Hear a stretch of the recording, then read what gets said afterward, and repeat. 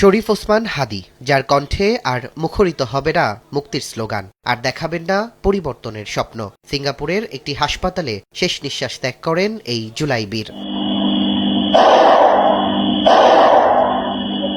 গত 12 ডিসেম্বর জুম্মার নামাজ শেষে গণসংযোগ করে রিকশাযোগে ফেরার পথে রাজধানীর বিজয়নগর এলাকায় মাথায় গুলি করা হয় ইনকিলাব মঞ্চের মুখপাত্র ও ঢাকা ৮ আসনের সম্ভাব্য স্বতন্ত্র পদপ্রার্থী শরীফ ওসমান হাদীকে। তাৎক্ষণিক তাকে ঢাকা মেডিকেল কলেজ হাসপাতালে নেওয়া হলে অবস্থার অবনতি সাপেক্ষে উন্নত চিকিৎসার জন্য সেদিনই স্থানান্তর করা হয় রাজধানীর এভারকেয়ার হাসপাতালে।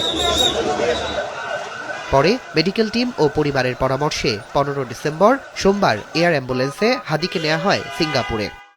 18 ডিসেম্বর বৃহস্পতিবার সিঙ্গাপুর জেনারেল হাসপাতালে মৃত্যুর সঙ্গে পাঞ্জা লড়ে পৃথিবীর মায়া ত্যাগ করেন তিনি। দেশে থাকা ওসমান হাদীর মেডিকেল টিমের সদস্য বিষয়টি নিশ্চিত করেন। প্রাণপ্রিয় জুলাই অভ্যুত্থানের পরবর্তীতে বলিষ্ঠ কণ্ঠস্বর শরীফ ওসমান হাদী ভাইকে মহান আল্লাহ শহীদ হিসেবে কবুল করেছেন এবং সিঙ্গাপুর জেনারেল হসপিটাল থেকে আমরা জানতে পেরেছি যে হাদী ভাই আমাদের সবাইকে ছেড়ে পরবারে চলে গিয়েছেন এবং আল্লাহ তাকে শহীদ হিসেবে কবুল করুক। শুক্রবার 19 ডিসেম্বর ওসমান হাদীর মরদেহ দেশে আসার কথা রয়েছে।